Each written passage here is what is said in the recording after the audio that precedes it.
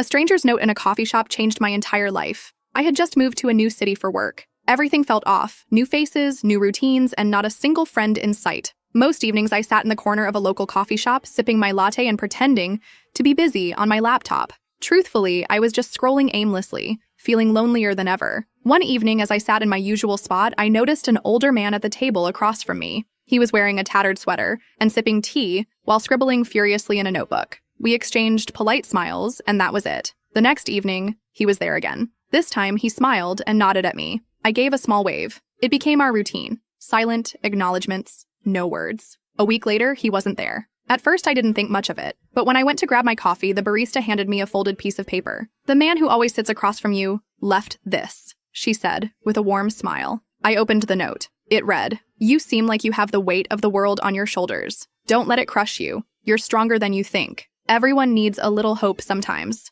Pay it forward." I don't know why, but I started crying right there in the middle of the cafe. It felt like someone had truly seen me for the first time in weeks. Inspired by his note, I wrote my own message that night and left it on a random table in the cafe. The next day, I saw someone pick it up, read it, and smile. That small act of kindness turned into a ritual for me. Every evening, I'd leave notes on tables, in books, or tucked into sugar packets. Messages like, "You're doing great," or "Keep going, you're closer than you think." Months later, I walked into the coffee shop and saw something that made my heart swell. A young woman was sitting at my usual table, holding one of my notes, with tears in her eyes. That was when I realized the old man didn't just leave me a note. He gave me a purpose.